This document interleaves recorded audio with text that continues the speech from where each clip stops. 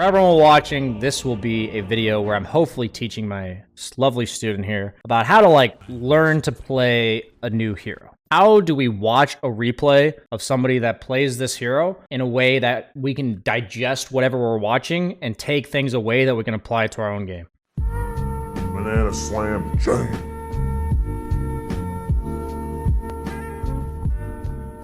This is Raven playing Phantom Assassin in the SCA region against 23 Savage on the Luna. So quite a high MMR game. First and foremost, we look at the starting items. The thing about this patch is a lot of heroes in the safe lane just don't go any regen. It actually happens a lot, but it also requires your support to give you regen. So if your support's not giving you a salve or anything, then this doesn't work very well. So that's like a first indicator, is like, what do we watch the items? I pretty much do the same thing on carry most games, and I fly myself tangos with the bounty rune. Adjust your bracket. If nobody buys your regen, don't copy this, you know, straight up. But honestly, even if your support's not feeding you a bunch of regen, you could probably do this exact same build, and it would probably work for you. So he's against a lane that's spamming a decent amount of abilities, so he bought stick. The thing about PA is she also feeds stick charges to people. So one thing that's really cool about this is that if you're a hero that feeds stick charges to people, then they're probably getting stick charges, which means they're casting more spells because they have stick charges. So heroes that make other people buy stick charges or sticks will usually buy a stick. You know, it's contagious. You know, like this guy probably has a stick. Yep. This guy probably has a... he didn't buy a... Snapfire's up here. Mirana, no stick. Noob. So, let's see how he plays. Is he playing defensive aggro? Really aggressive aggro? Let's see. The lane's pushing into him, so PA is a hero that definitely struggles with the lane, constantly pushing into him. Most of his aggro has been defensive so far. He's spending very little time denying his own creeps. He's mainly hitting enemy creeps. I pay attention to that, because every hero has a different tendency in that regard. He hits the Mars, but then when he sees the Mirana again, he leaves. So it seems like what he's saying is the 4 position scares him, and if the 4 position isn't hitting him, he's content to trade. Doesn't mind the lane being under tower, but he's actually going to drag it outside of tower. Okay. That's so it doesn't push, right? Like, yes. Yeah, he doesn't want the lane to push, exactly. So that tells me that he does favor the lane being closer to his tower. If he does that, that is absolutely what it tells me. Because now he's also, like, hitting his creeps more. Absolutely he is. Whenever I see a hero do exactly what he's doing here, what that tells me is he feels threatened to get range creeps. If they see an opportunity where, like, a 4 position's missing and they walk up and quickly kill this range creep, why is this telling me that he's scared to get range creeps? Because he's pushing the lane. And that's usually not what you want to do. So whenever I'm watching replays, I think, well, he just made a specific move to not push the lane. And now suddenly, he's pushing the lane. So he has to have a specific reason to why he started doing this, because it makes no sense if I'm like trying to rationalize it to myself. Like, that's not very consistent. So in this specific instance, I know he did something that makes no sense to me. So I now have to understand like why he did it. And in this specific instance, like I'm saying theoretically to the viewer, it'd make no sense. This is because the Mirana's not here and it's hard to get range creeps against Mars. And PA's dagger is not necessarily super reliable because it like has a long projectile and you know, you don't want to just be fighting the guy for a range creep with that. So he's going to walk up and get the range creep real quick. Okay. So he played up in the lane because he did see Mirana to the left. Looks like he's had pretty much full mana the entire lane, but about half HP. Most of his aggressive plays have been on the Mirana on the side, where his support's fighting her on the side, so I pay attention to, is he often aggressive on the offlaner? Is he often aggressive on the 4 position? It's very different from hero to hero. Yeah, so he's been having full mana, low HP the entire lane, and he just rushes a ring of health. That makes sense to me. Okay, let's go ahead and fast forward.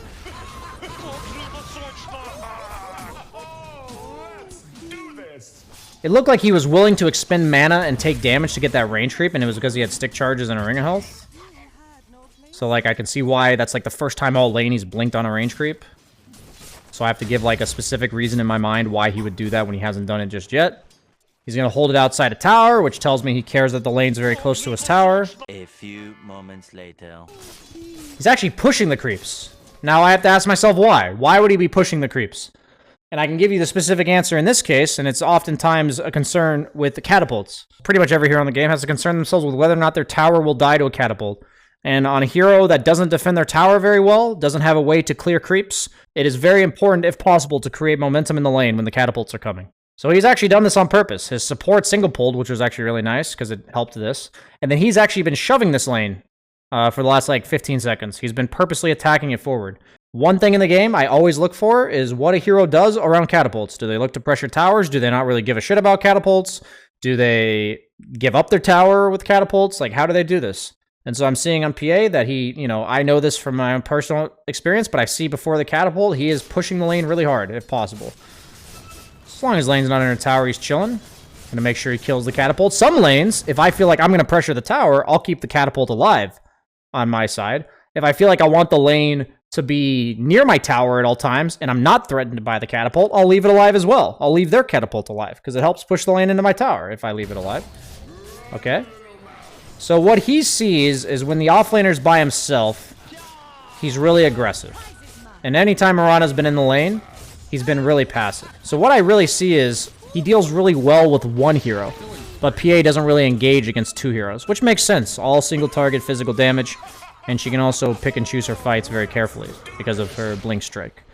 I mentioned to you that I thought PA really only jungles with treads. He started jungling. Look at his timings, right? Yeah. This is just top tier players, Like, yes, he started jungling, but it was very close to right when he got treads. And he even went a value Blightstone. So this guy, he went for the Blightstone before the Battle Fury, even though he didn't go it for the lane, because this item helps him jungle, this makes him jungle faster. So whenever I'm playing a hero, I think, when do I leave my lane and why, And it's like, as PA against Mars, why would he leave lane right now? Well, he's against an offlaner who just hit level 6, and he just killed him. So the guy's full health, full mana, and he's also got his item that allows him to leave. This is not a coincidence that he didn't complete the Wraith Band. This isn't a coincidence that he has these exact items and he has treads at this exact moment and he's jungling. They line up the timings with specific items. It makes sense when you see it. It's just good to see, okay, he's at the stage of jungling. But okay, did he just AFK jungle? Is he making his way towards his triangle like a hero like Luna would? Or is he looking to potentially play the lane as well? And that's kind of the two ways you can look at it if you're jungling.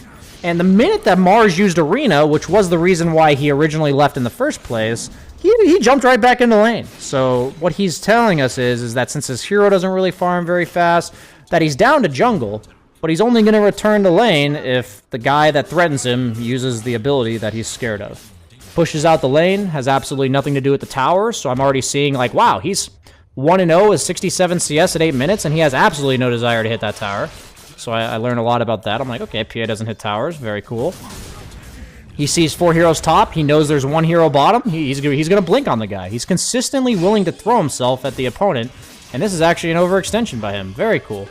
So I said he saw 4 heroes top. I guess he only saw 3 because Puck was bottom, and he pushed his limits a little too much there. So I'm like, okay, maybe I'll be more wary of where the opponent mid is when I make these type of plays.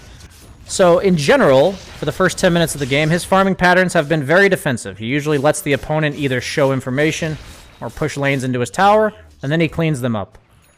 So, bottom lane, he seems to be done there. Very afraid of the Puck, who's consistently sitting there. And he's willing to farm 1 Ancient Camp, looks like. Because it doesn't look like there's much else to do. I'm looking at the map. I see this. He looks like he's not willing to fight and participate. Somebody's already farming top. Somebody's already farming mid. Okay, so it looks like he will jungle Ancients without Battle Fury if there's absolutely nothing else for him to do in the game. So I'm thinking, okay, I probably wouldn't want to farm Ancients before Battle Fury. I see a fight going on in my safe lane. Certain carries are perfectly happy to TP to fights in their own safe lane. But that's something where I'm like, wow, he has the ability to fight. He has a TP, full health, enough mana, and he had absolutely no desire to go to this fight, even though Coil was used and Mars has no HP. So that tells me something. He will prioritize his own timings over any fight that happens on the map. That tells me that. Okay. Minute somebody leaves a lane, he goes to it. Very cool. For the the farming where he's prioritizing his own timing.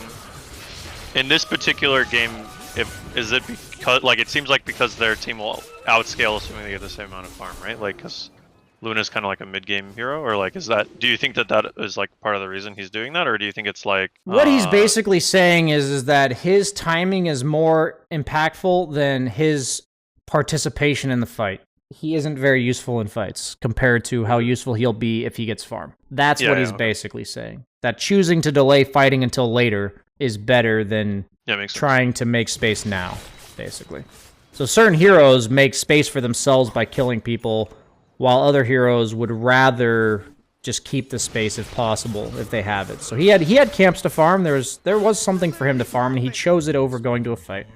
He's perfectly content to TP to his Ancients, so it looks like, once he has a Battle Fury, in order to stack it before the minute mark. So I'm already seeing, the second he got a Battle Fury, he makes sure he's going to clear the Ancients every minute. That's what I'm already seeing. So he's going to clear the Ancients. Now that that was his first priority, what's he going to do next? The opponent has Puck, Mars, Luna, so they're more likely to make moves. So the team that's more likely to make moves will tell you what part of the map most fights will happen, okay? So if it's Dire, most fights will happen down here. If it's Radiant, most fights will happen up here. That's just Dota in a nutshell, you know, other than maybe a smoke gank or something, okay? For sure. So if he's farming, and I know, generally speaking, that he wants to farm, it's pretty obvious if I'm watching, I'm like, okay, he has a Battle Fury, he wants to farm. I'm going to learn, like, does PA farm near fights? Does he farm away from fights? And then I'm starting to realize that, okay, PA's team will often end up being on the passive side of things. So he's going to farm away from the opponent, which will likely be here. Like, that's why he's up here. That's what I'm thinking.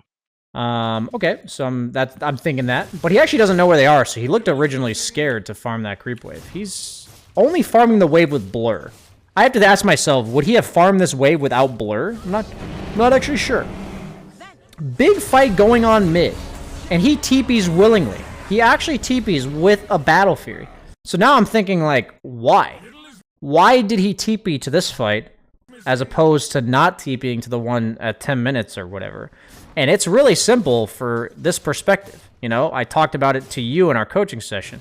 In the previous one, he had a big Ancient camp that he was farming, and he had something better to do. It's 15 minutes into the game. For the next 5 seconds, he's legit got nothing better to do. There's literally no farm here. It's all gone. And he's like, oh, there's a fight going on? He's like, oh, cool. You know, I'm going to TP to this fight. That's 100% what he was thinking here. And he's like, oh, yeah, this happens a lot as a carry. Well, you TP, and as long as it doesn't grief your farming patterns, like, it doesn't feel bad to, like, TP to this fight. So notice what he's actually going to do. He TPs to the fight, and he's like, okay, I'm just going to push out the lane real quick. That's chill. And what do we think he's going to do? I think he'll just go back to his triangle. That kind of makes sense.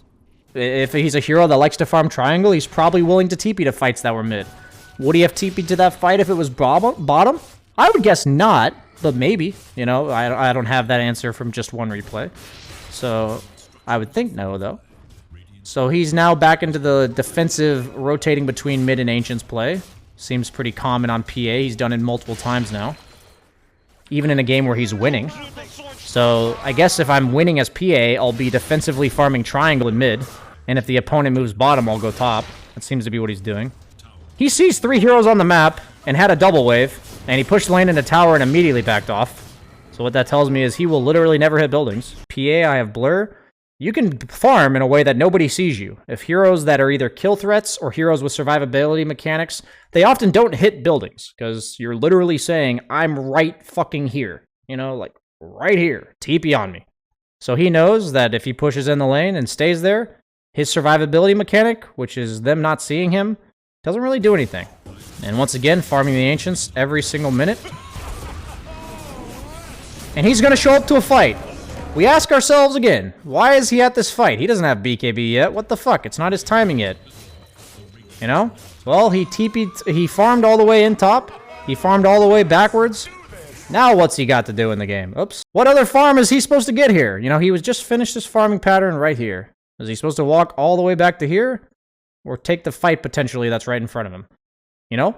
If he didn't go to this fight, he would be telling me that he is absolutely petrified of fighting. I'd be like, okay, he's definitely fucking scared.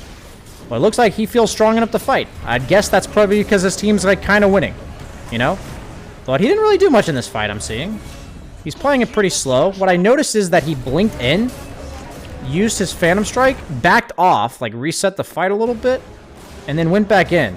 Okay, so it looks like PA is kind of a dip in and out kind of hero. I can infer that from just watching. How do they play fights? Are they hard committal? Are they poke and prod? Looks like he's the poke and prod type based on what he's doing. And so far in the game, when he's had something to farm, he goes and farms it. You know, there's no point in this game that he's given up a wave or a camp that's right in front of him. But this is the first time he's done it. And, you know, some heroes it's not as straightforward, but on PA, I feel like that's pretty straightforward, right? And nope, no fight? Okay. Now he's going to run back to where the farm was. He's actually going to give it to his Razor. I guess Razor's close to an item. Yeah, Razor almost has BKB. And every time I see a player give farm to somebody else, I usually just look at the guy he's giving farm to. And it's almost always like, you know, 100 gold off of a big item. So that's obviously an exception. So when I'm watching replays, I just watch, like, what do I expect them to do and what do they do? You know? And the more accurate I am, the better I understand the hero. And sometimes I'm just way off. Still never hitting buildings. Hasn't gone bottom a single time in the last 9 minutes. I think that's really important to note. Pretty much been repeating ourselves for the last 10 minutes, other than like minor little like fight decisions and stuff like that. So in this case, he pushed in the lane, forced 2 or 3 heroes top, and now for the first time in the last 10 minutes, he has TP'd bottom. So what that tells me is he will only go bottom if the opponent forces him away from top. That is what this tells me, right? Because he's top, he's getting ganked, and he'll TP away. Right? That's what it tells me. That's the only time he'll go bottom. He's now going Ags, you know? So I gotta be like, okay. I feel like I might have gone like Basher or something like that here. But Ags, what does this do for me? You know, I'm gonna read the spell. I'm gonna be like, causes Blur to have an instant cast time and apply a dispel. I would say that's not very good against the Dire lineup. All they really have is like an urn to dispel. You can't dispel silences because you can't use the ability. Reduces blur cooldown. So the blur cooldown goes from 45 seconds to 10. So what this tells me is that he thinks vision is the most important thing in the game. He's like, oh, I think, you know, Scepter cooldown 10. He wants to abuse the blur. And that means he intends to farm more, is what that tells me. It's like, oh, vision game, that's farming game. He's going to farm more. So he thinks he needs more items in order to fight the opponent. That's what I'm seeing. And I'll be like, damn, I feel like if I look at the net worth, he's really farmed. It's like, he actually is really farmed, but he's still behind, and he has like some feeling about that, you know? Luna just farms faster than PA in general. If we're saying that the Ags is like, just to like let him farm more, like, it seems like a really expensive item to enable that, right? Like, so that means he's probably thinking the game is going to take like a decent amount longer, right? Absolutely. Like yeah. If he buys a farming item, 4th item, he thinks the game's going to go another 1 or 2 items. You know? Yeah. That's what he's telling you. You know, if I'm a hero that doesn't farm very fast or doesn't scale very well, if the game's getting closer, I'm probably going to try to buy an item that like allows me to force a fight. You know, I'm going to buy like a Basher, or a Shadow Blade, or something, or like a, you know, a Blink Dagger on Sven. You know, I'm going to buy something that's like going to go kill somebody. But he's saying that if the game's closer in this specific matchup, he'd like to just make the game go longer. Like, that's what he's saying, right? By buying a farming item. So that's really important. He thinks that this hero scales really well, and it's better for him to go the farming route. And even though he's got BKB, he's going to push in the lane once again, and he's still not hitting the tower. He has never hit that tower, I feel like, this entire fucking game. That tells me a lot about a hero. He never hits tower. Up. First objective he's tried to force this entire game is Roche. That tells me a lot. But instead of actually hitting the Roche, he's going to fight them. Okay. Interesting. So I'm now asking, why was he willing to fight? And I would argue, based on what I know about this Ags, why did he buy the Ags? So he has the vision advantage. Right now, he sees a hero top, and he has a ward on the high ground here. So he's actually willing to fight. I'm like, okay, so it looks like if he has vision, he's totally down. And that kind of synergizes with the fact that he's not hitting towers, because every time you hit a tower, the opponent has vision of you, rather than the other way around. And, okay.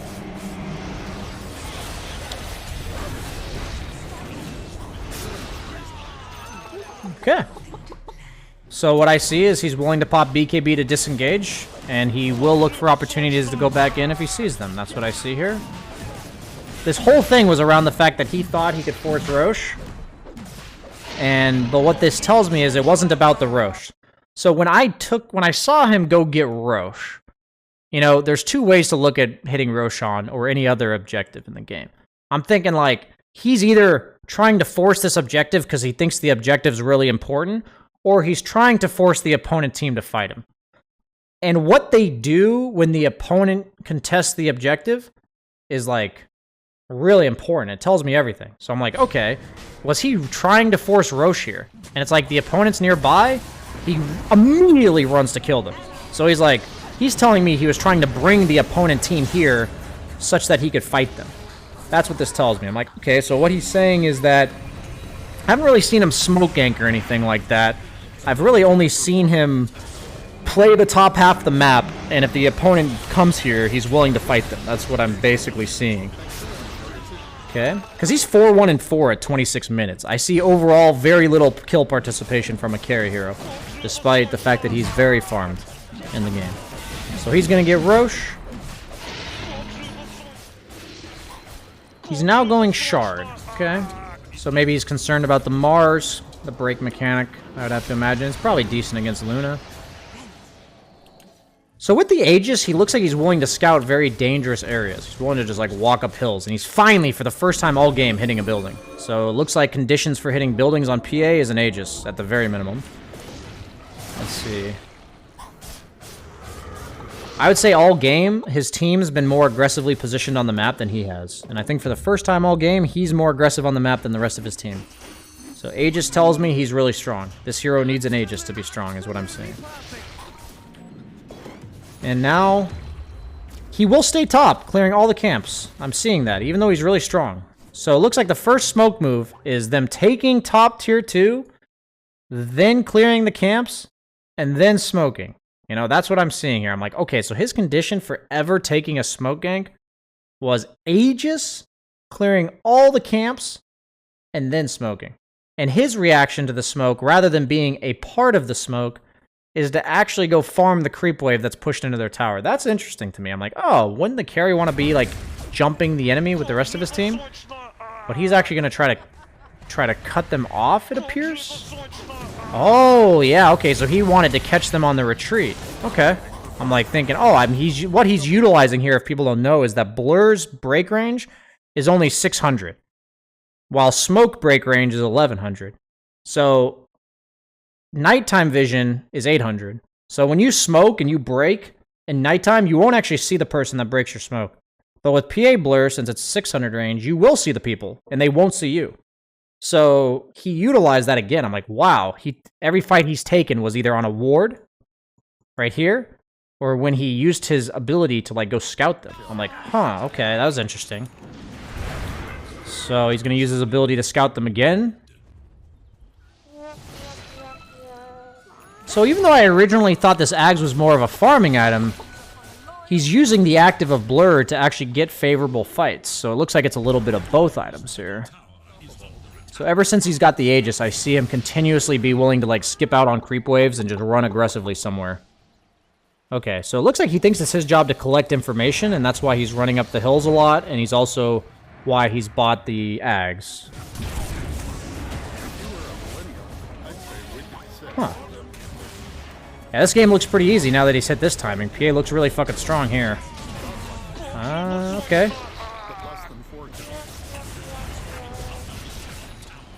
So it looks like most of the time that he's killed towers is that top tier 2 was the only tower he really grouped up with his team to take. All the other towers have been a result of killing heroes. Aegis is gone. And he's going to keep forcing it. Okay.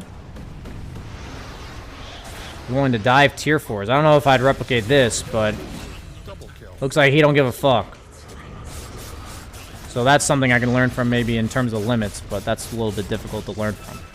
In my eyes, I'd be thinking, I want to push this tower and just siege it and make them go on me. So I know as a high grounder, there's two types of high grounders. There's one that hit the tower and make them go on me. And there's the ones that, like, if they try to defend the tower, they die. Like, there's two different types.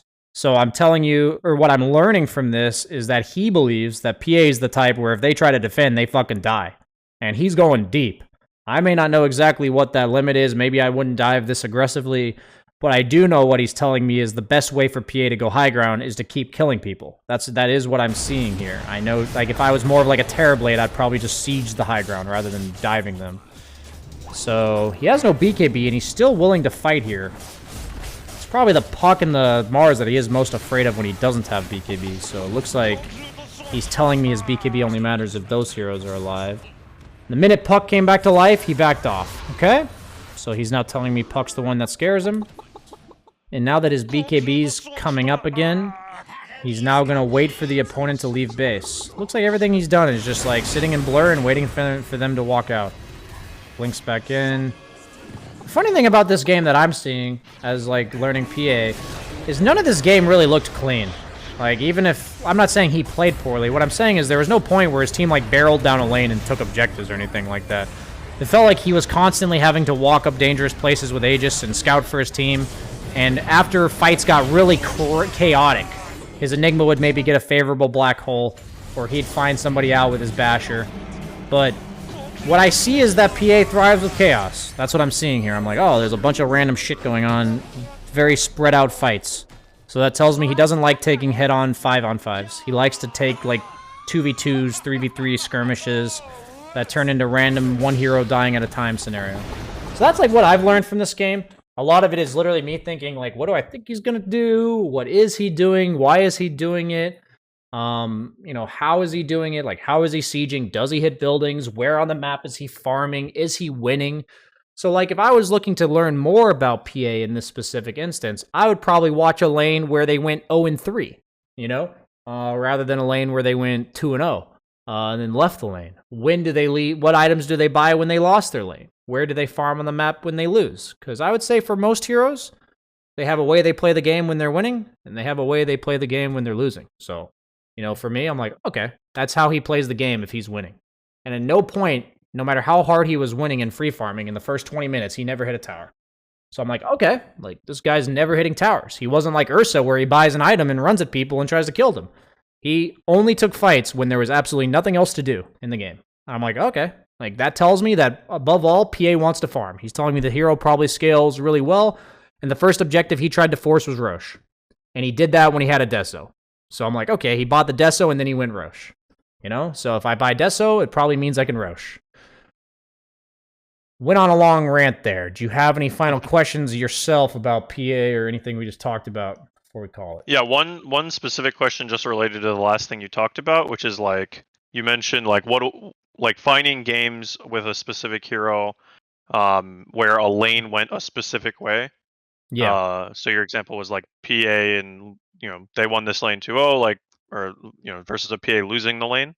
Is that is that just like search? You just like search through a bunch of games to find that, or is there like a way to do that in like Dota 2? No, I think you just have to search through games. You just go through and be like, yeah, look at where look. I ideally pick games where they win because I want to see how they manage to win.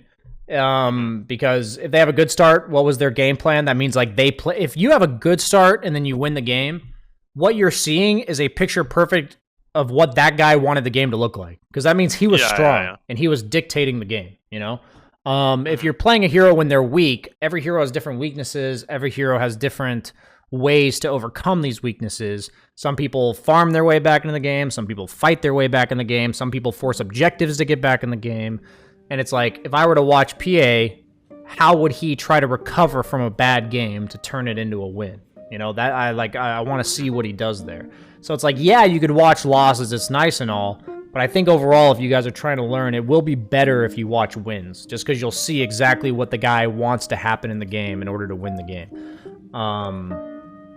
But when it comes to looking through them, you kind of just have to, like, you will get better over time of searching for games. But, you know, if you could literally just go to the next game, fast forward to 8 minutes and see what his K to D is, you know? And then and then if it's not good, you go to the next one. You know, that's the kind of thing we're talking about. So, yeah, that's probably the fastest way you can do it.